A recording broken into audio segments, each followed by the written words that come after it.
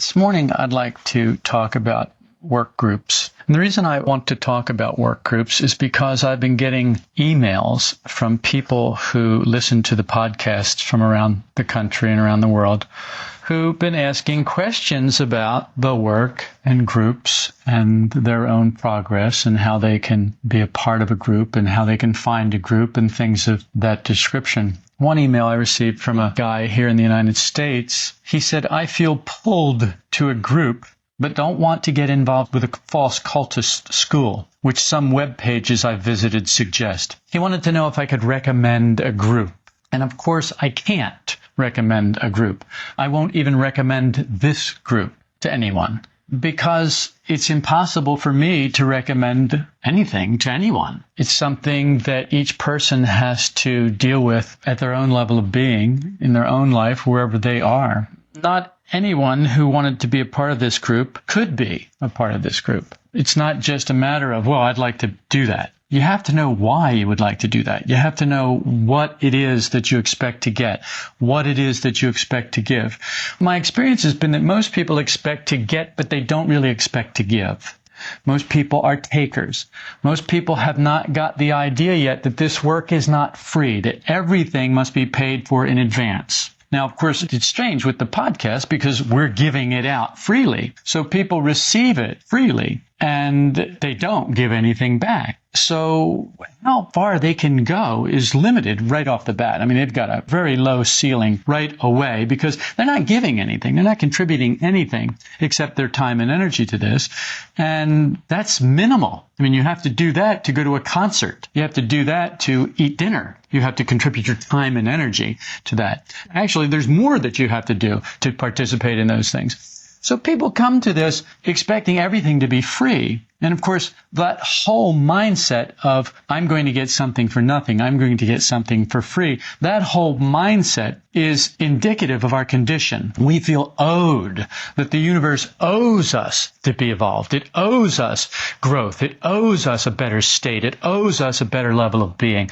And so all we have to do is just acknowledge that the universe owes us. And then it should do all the things that need to be done so that we can be lifted up to a new level of being and have a wonderful life, what we actually truly deserve because of our great being, our wonderfulness. And so this exalted opinion of ourselves is part of our condition. It's part of the insanity of this broken machine in which we live and that we actually think that we are. So when he asks for a recommendation, I can't really give one. He has a friend who, for the 60s, 70s, and 80s, was involved in the work with a couple of obviously pretty good teachers in the New York area. And his friend recommended he get involved with a group. And I think it would be a good idea. I think it's always a good idea for people to expand their work practices. And one of the best ways to expand your work practices is with other people who are also trying to do it, because it creates friction. Now, friction isn't pleasant because it causes heat. And heat is great if you're really cold, but mostly that's not our problem. This kind of heat is the kind of heat that makes us uncomfortable. That's good in a work sense, but it's bad in a false personality sense because it doesn't feel good. And false personality is really interested in what feels good and what doesn't feel good. What's pleasant, what's unpleasant. It's not really interested in unpleasant things. It's not really interested in unpleasant feelings. It's interested in pleasant feelings. It's interested in pleasant sensations and pleasant thoughts. It's interested in being coddled and worshipped and adored. That's about groups. I want to address the cult thing. There are two kinds of cults. There are real cults and there are imaginary cults. Most of the cults that exist in our country today, and I think you'll find that this is an American anomaly. It's something that happens in America more than anywhere else in the world that I've ever heard about. You don't read or you don't see in the news, world news, about people like David Koresh or Jim Jones. All of those things come out of America. Well, what is it about America that produces this? What is the culture of cults? What is it in our culture that produces this? And I think part of it is what we've already been talking about, the fact that our condition is such that we think we are owed, and we think that we don't have to really do anything to get what's owed to us. But all we have to do is just be owed, acknowledge that we're owed, acknowledge that the universe, the world owes us a living, the world owes us something better, because there are rich people in America. Because there are very wealthy people in America, we feel like we're owed some of that. They should give some of that to us. You'll hear this all the time.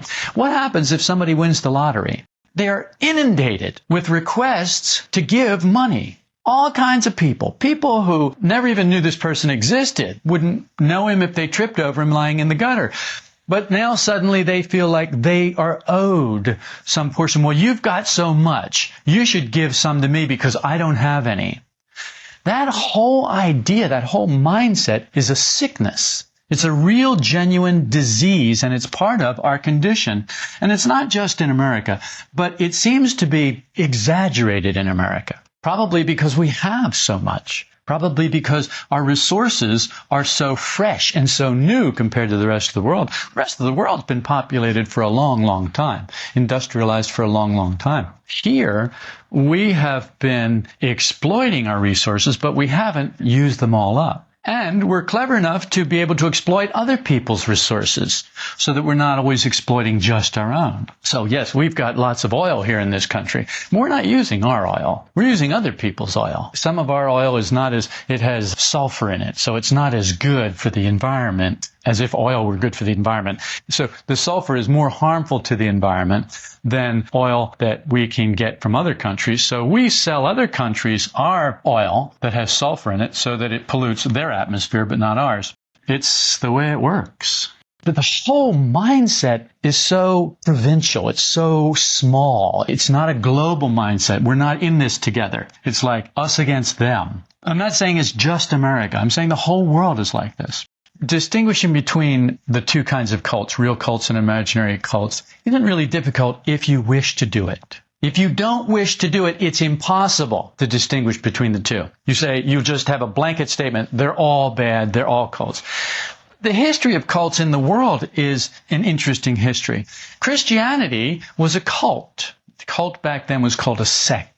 S-E-C-T. And so I looked up cult in the dictionary because that's always a good place to find out what the general idea is. What people in general think is the popular notion for a cult. I found two definitions. A relatively small group of people having religious beliefs or practices regarded by others as strange or sinister. So what that means is, if there are more of us than you, you're a cult. If there are more of us than you and you're doing what we're not doing, you're a cult. There's something wrong with you, and we're very suspect of you. It's probably sinister what you're doing. And basically, that's an imaginary cult. That's a cult made by not anyone's action whatsoever, but someone's belief system, someone's imagination.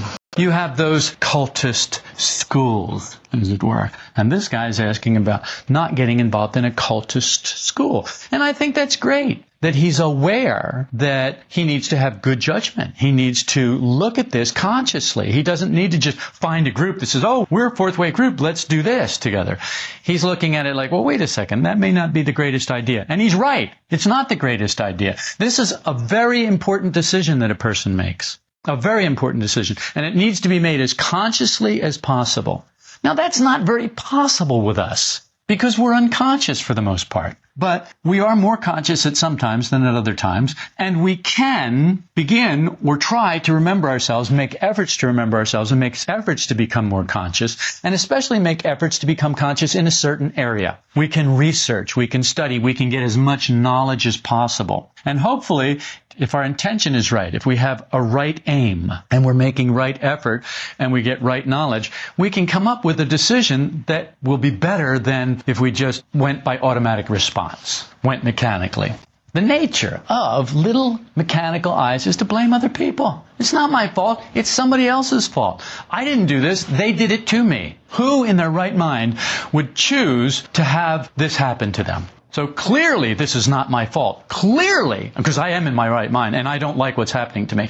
Clearly then it must be someone else's fault. See, this is all very logical to the false personality, which has a very limited perspective of the universe. It has a very limited ability to think. It thinks in very narrow, rigid avenues of expression. And it's not allowed outside of those. It thinks in either or, this or that, yes, no, up, down, black, white, hot, cold, good, bad. It doesn't have any way to bring a third force into it.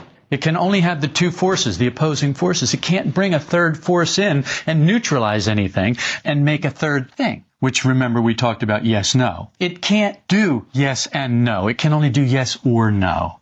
It just doesn't have the capacity. The small eyes do not have the capacity to understand greater ideas, larger ideas. That's one definition.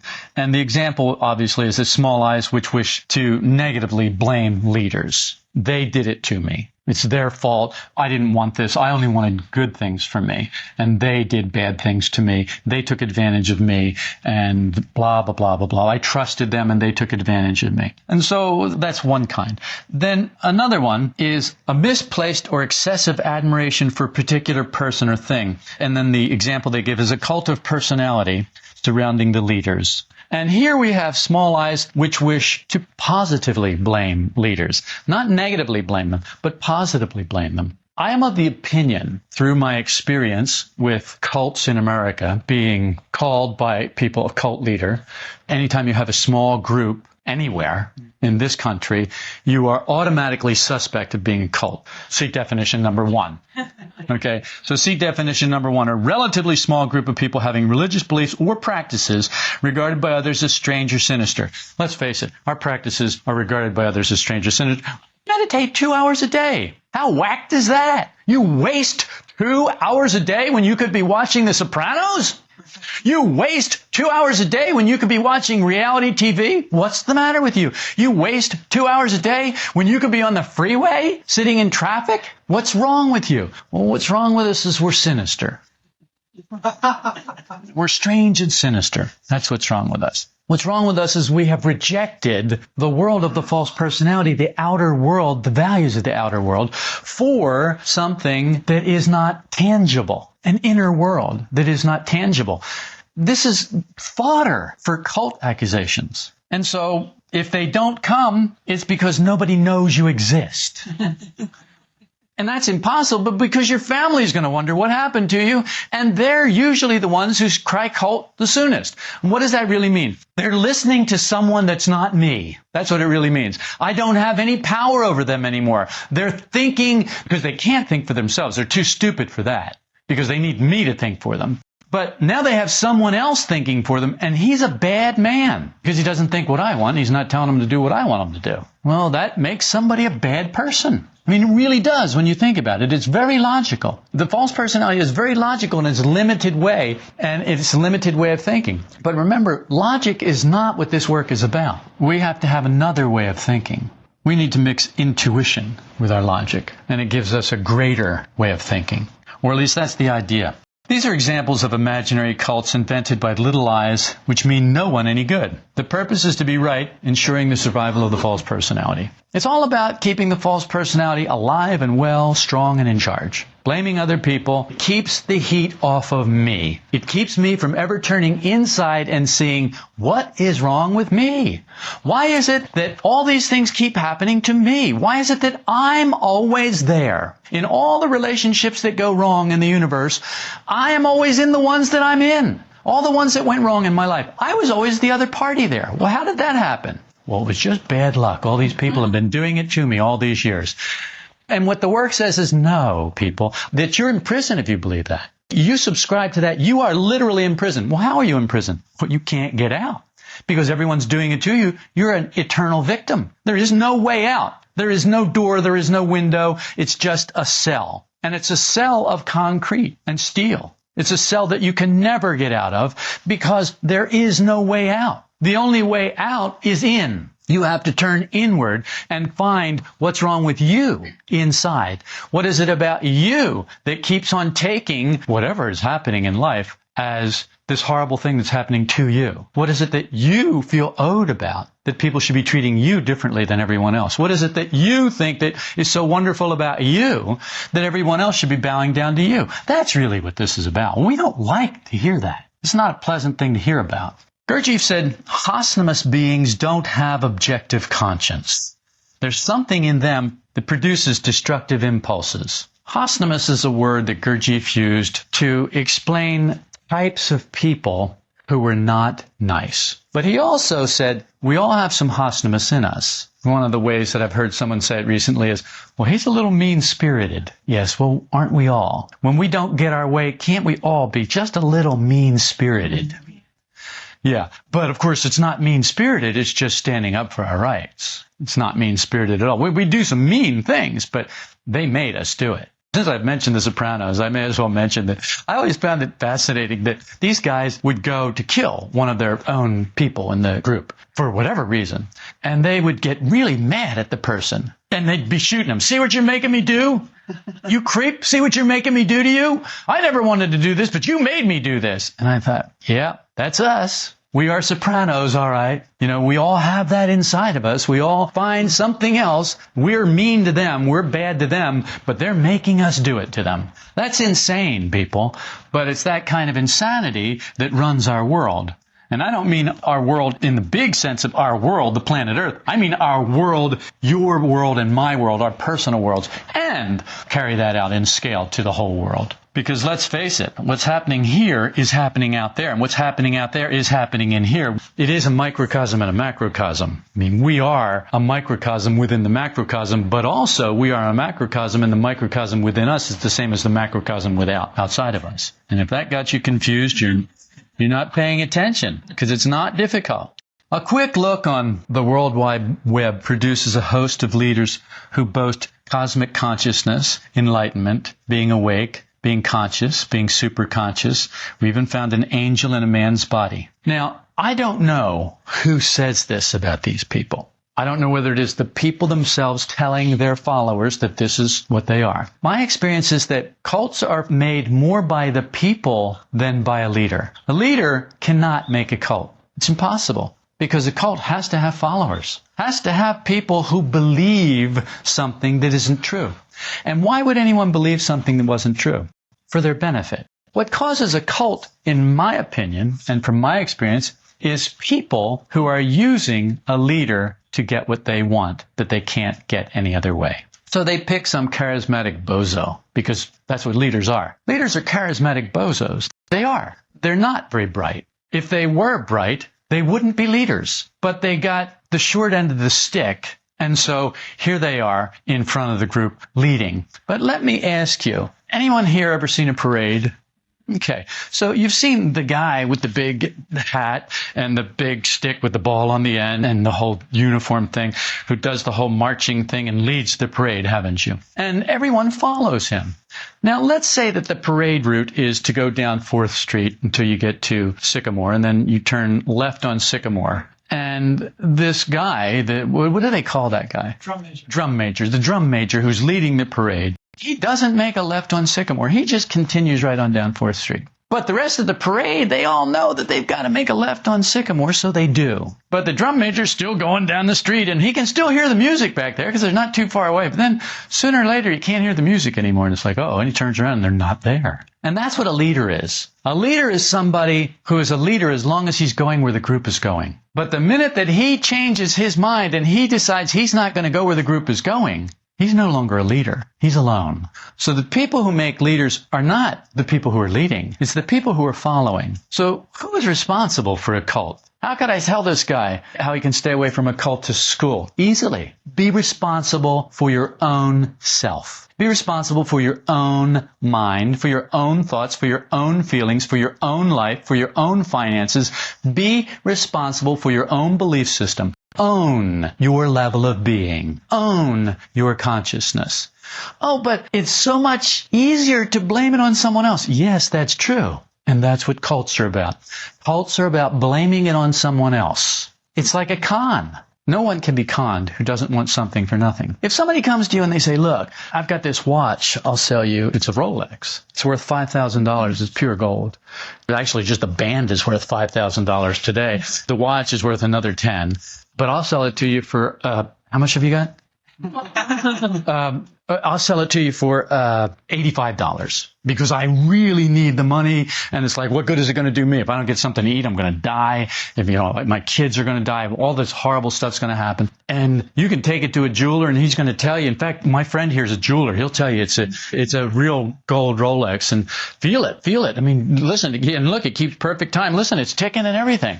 So $85 and this $15,000 Rolex is yours. I'll even throw in the diamonds that are on the face for nothing. You buy the watch, you take it to a jeweler, you find out you got conned. Why did you get conned? Because you thought you were going to get something for nothing, because you were taking advantage of someone else's bad situation, their misery, their suffering, their misfortune, so that you could reward yourself at someone else's expense. In other words, you wanted something for nothing. In a universe that you already know, you pay for everything. There is nothing for nothing in this universe. You don't know that. When I say you know that, I mean you intellectually grasp that. But you haven't a clue that that's true. Because you are constantly trying to get something for nothing. Your entire life is about, well, the universe owes me. Everybody owes me. You owe me. You owe me. You owe me. Well, our kids owe us. Our parents owe us. Our husbands owe us. Our wives owe us. The government owes us. People on the freeway owe us. They should let us out. They should not cut in front of us. They should go slow. They should go fast. They should go right. They should go left. They should buy our gas. They should wash our cars. We're insane. We're absolutely, totally, completely insane with this idea that we are owed. This is what causes cults. So when looking for a group, I don't care where you look. If your heart is right, if you have examined yourself, if you are willing and courageous enough and sincere enough and genuine enough to admit the truth about yourself and what you have observed there, as if it were an interesting stranger, you don't need to fear any cultist schools. You don't need to fear any man. You don't need to fear anything. I'll tell you what to fear. Fear your own ignorance of yourself. Fear that, because that is your worst enemy. Not the ignorance of another person. Who cares about this guy? Well, this guy, he drives a Mercedes. So? Lots of people drive Mercedes. Well, so what's he, a real estate agent? I mean, what? Was he a car salesman? So who cares? I don't care what he drives. What's that got to do with anything? What does he do? How does he treat you? Does he bring light to your life? Does he genuinely care about teaching you a system that he has found works or she has found works? You can determine that. This is not rocket science. You can determine that for yourself. Well, yeah, there's a little belief involved in everything we do. We have intuition, and let's face it, intuition is not measurable on a kitchen scale. You can't take intuition, well, I got this much intuition about this guy, and it certainly outweighs that. Unfortunately, it doesn't work that way. You've got to trust.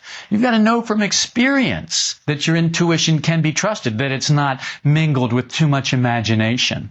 Notice I don't say devoid of imagination, because nothing about us is devoid of imagination. Our condition is that everything about us is mixed with imagination. Everything. That's the way it is.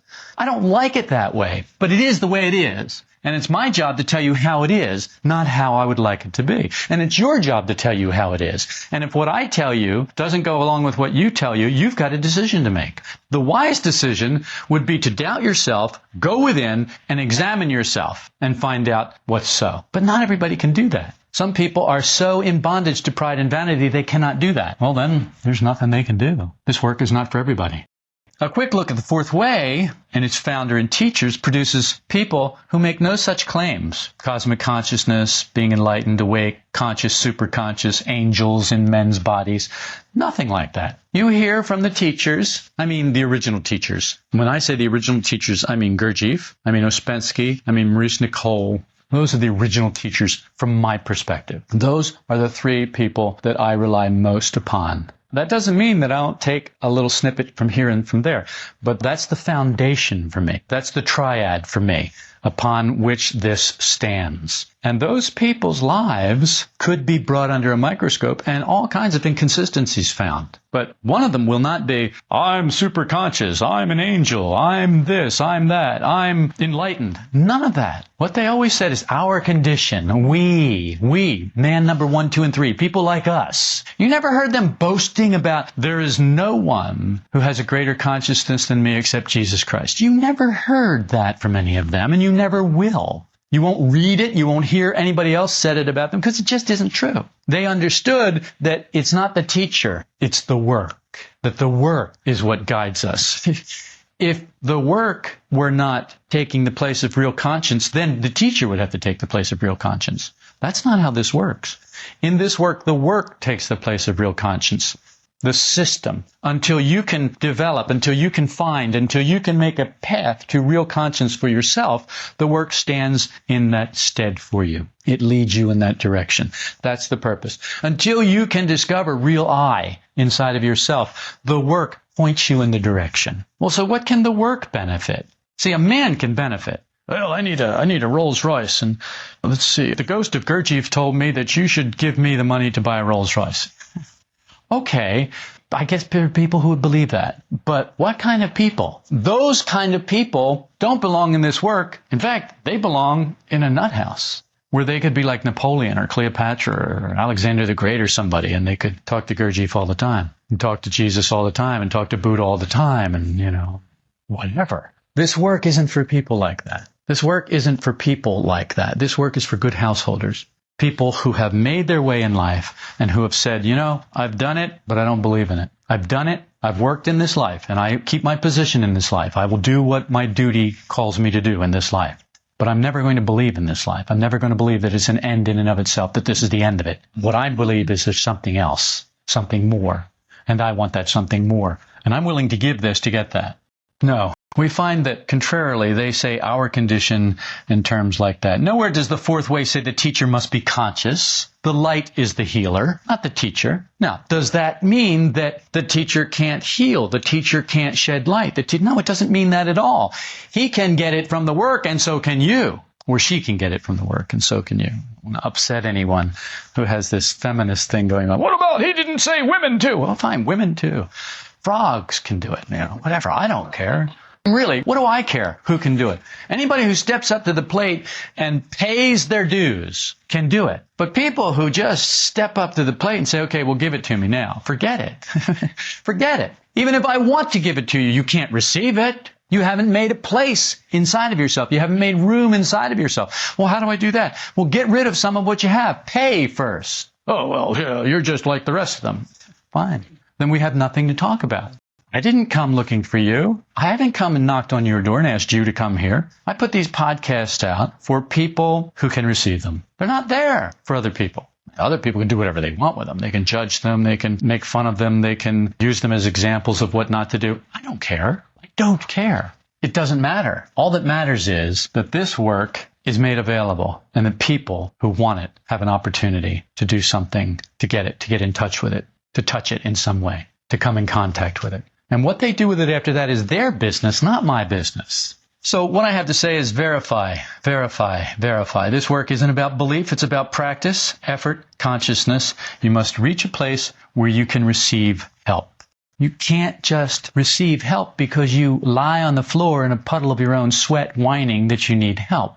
You've got to get to the place where you can receive help. And that means you've got to do something. And you've got to do the right thing. But it's not fair. Sorry, life isn't fair. It's the way it is. It's the way it is. It's not the way we would like it to be. But that's not the way life is. Not on this planet, not in this reality. Well, maybe on some other planet it's different, but that's not where we are. We're here under 48 orders of laws. We're here, the next to the lowest place in our array of creation.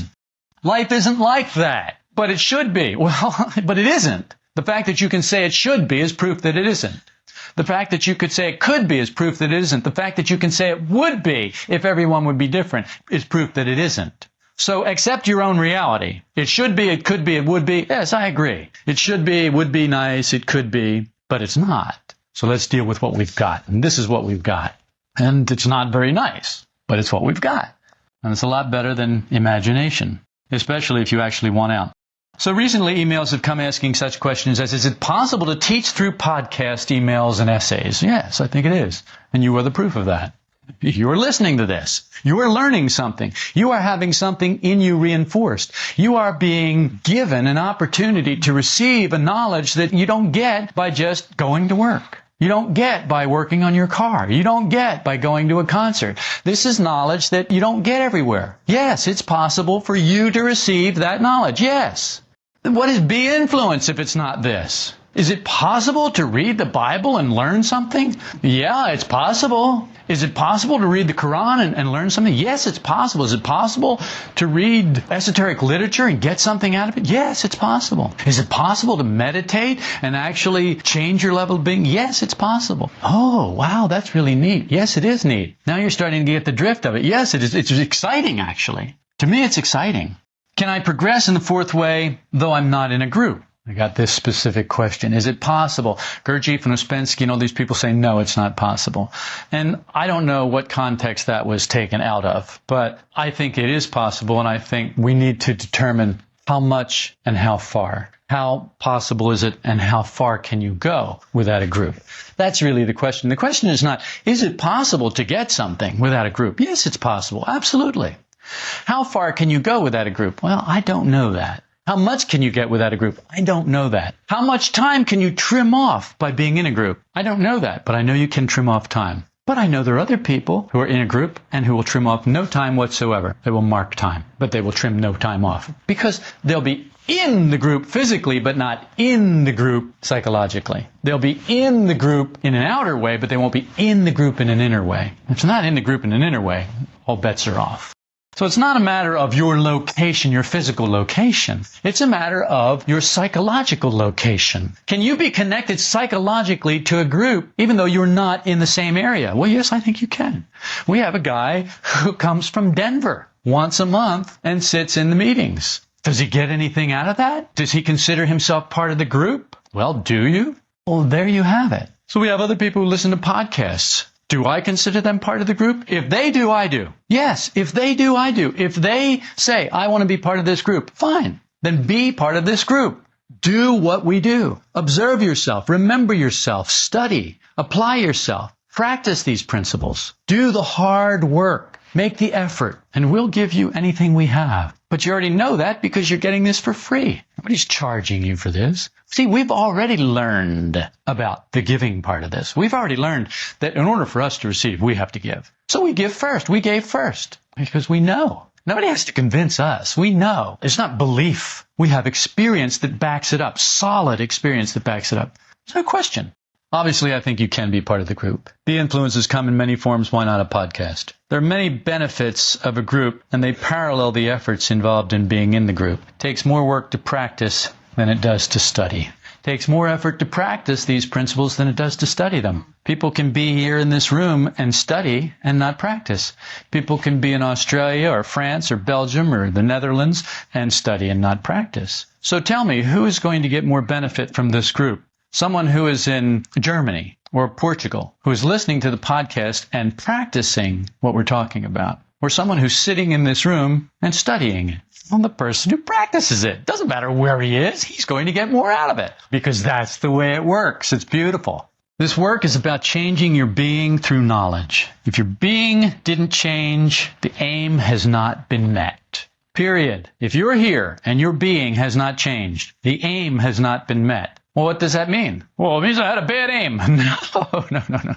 It means you took the wrong aim. The aim was fine. The target was fine. Here's the target. Your being needs to change. Your being needs to be higher. That's the target. Take aim. You got bad aim. You didn't hit it. Well, fine. Try again. What is the word that they use in the Bible for sin? The original word is missing the mark. It means missing the mark. So you take aim at the target, but you miss the mark. What do? Well, you go to hell and burn forever, right?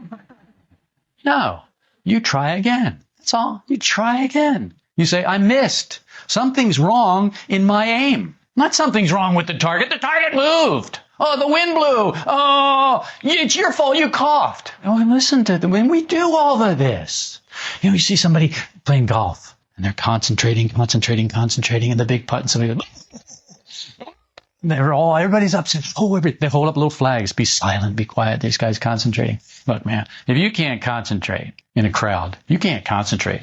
Hello? Concentration is an art that you develop, and you can develop it. It can get better. It can get worse. Sometimes my concentration is great. I can do what I need to do, and anything can be going on. And sometimes everything has to be just right, or else I have no concentration at all. Well, what that really means is I have no concentration at all at that moment. That's what that really means. But I'm loath to admit that. I would much rather blame my environment. Why? Because it's part of my condition. That's why. It's part of my malady. It's part of this insane three-brained vehicle that is operating me in this life. All this is a machine that has gotten out of control. That's what you are. That's what I am. We're machines that have gotten out of control, that have gone wild. Oh, the steering wheel doesn't work. Well, you idiot, you're holding on to the rearview mirror. Well, that changes everything. Yes, it does. You can move that rearview mirror around all you want. It's not going to change the direction of the vehicle. You've got to get hold of the steering wheel. Where's that? Well, first, let go of the rearview mirror. Ooh, I can't let go of the rearview mirror. I'll crash. See what I mean? It's like we're really in it. I mean, we are really in it. And so, in a sense, you've got to have a teacher who can, first of all, say, look, you're really in it. And what you're really in isn't real. Somebody has to introduce these ideas to you. And it's got to be somebody who has some credibility with you. They've got to have some credibility. I mean, if somebody walks off the street and goes, blah, blah, blah, blah, and they tell you this, like, that doesn't mean anything to you. At least I hope it doesn't. If it does, you're going to be in a cult soon. Sweet. The Swami can predict this one, you know. Oh, wait, the Swami predicts that you're going to be in a cult soon, you know. Okay. I know this isn't a funny thing because there are a lot of tragic events that happen around this cult business. So it's not funny in that way. The tragedy is not funny. What is funny, though, is the tragedy. The tragedy of the fact that you're doing it to yourself. You are multiplying your own misery with your own ignorance, and you're blaming it on someone else, and you're driving with the rearview mirror. Let go of the rearview mirror. Oh, no, I'll crash. You've already crashed. Let go of the rearview mirror and get hold of the steering wheel before you crash worse. Again, and again, and again, and again, and again, and again. When I was in school, we had this speech teacher. And he gave an example one time. He was giving this talk, and he said, why, it's as natural as a sparrow eating a worm. And a woman came to him after he gave the talk and said, oh, Dr. Fisher, sparrows don't eat worms. They're vegetarians. And he was upset because she missed the point. It was like, well, it's your job to make sure that you didn't have any fuzz on the point so that she didn't miss it. You're the one who had the fuzz on the point. She knew that sparrows didn't eat worms. You didn't. You were at fault. But he was upset with her. And so his lesson to us was, have your facts straight, because people are nitwits. Well, what I got from that was, have your facts straight, period. Have your facts straight. As straight as possible. You know, it's impossible for me to get everything exactly right. I'm human. Well, part human. I'm kind of like cyborg, you know, part human, part machine. You know? Oh. Part human. I mean, there's some human in here somewhere. It's just if you can hear the human crying out over the whirring of the wheels, then you're fortunate, you know. Then you've probably got some human in you too. But actually, the truth is I'm part human and mostly machine. And I know this isn't good for a cult leader to say, but it's true. But this example of natural as a sparrow eating a worm is really an example of being. What the woman was saying is, look, sparrows don't eat worms. It's their being. Robins eat worms. It's part of their being. Well, but they both fly. They both have feathers. They both have two legs. They both have beaks. They both have two eyes. Yes, that's all true. But there's a difference in their being. To raise your level of being means to change what's natural to you. Oh, it's very natural to you to blame someone else right now. To change your level of being means it will no longer be natural to you to blame someone else. Wow, that could happen? Yes, I have verified that. That can happen. Doesn't happen with any regularity at first, but it does happen. In the beginning, it happens only now and again. But then after a while, it starts to happen with regularity. And you can start to depend on it, and you can start to say, you know, I think my being is changing. Now, if you want to go and tell everybody your being's changing, you're in for it. Because only idiots do that. What is that about? It's all false personality. Just silly boasting of little mechanical eyes. You're in for trouble because those little mechanical eyes always attract other little mechanical eyes in other people. And little biter eyes, little nagging biter eyes. And they start biting everywhere they can. Sparrows can't eat worms. You know, the little mechanical eyes. If you're going to live there, you're going to attract that. Ouspensky stated it was possible for a man to evolve without a group. He said it was unlikely, but it was possible. That's enough for me because it verifies that everything doesn't have to be as rigid as the machine likes to make it. That there is some flexibility with consciousness, and that the conscious circle of humanity will find a way if your heart is pure. When I say if your heart is pure, I mean if you are sincere and genuine and really willing to look at yourself, to know yourself. The conscious circle of humanity is a group. If you can get in a place to receive help, you'll be helped by a group. Whether it's a group in Vista, California, or a group in Sydney, Australia, or a group in New York City, or a group in Lisbon, Portugal, or a group in Mannheim, Germany, it doesn't matter. It doesn't matter. London, England, it doesn't matter where the group is. We've already discussed this location business. What matters is, have you been able to get yourself psychologically in the place where you can receive help? No man is an island. We're all connected. The nature of higher being is sharing, compassion, love, harmony, light, balance. This is the nature of higher levels of being. Very different from our nature. Because our nature is not to share. Our nature is to hoard. Our nature is not to love. Unless, of course, we consider self-love. It's like, yeah, I love myself. Well, fine. Now love your neighbor like you love yourself. Oh, no, you're asking too much. There's not enough of that to go around. Well, and that's just it. But the higher levels of being, they understand that because they don't have all the obstructions that are down here at this level. The higher levels of being have a clearer view of how things actually are, without all these obstructions, without all these buffers, filters, walls, and all the insanity that we live with, that we take as normal life. You get your nose above that, things look very different. If you're fortunate enough to find someone with a higher level of being who'll teach you, take it. But understand that you will need to give first. Well, what do you need to give first? You're going to have to give up the idea that you are the end-all, be-all in consciousness, that you are the authority in the universe, that you know everything. You're going to have to give that up.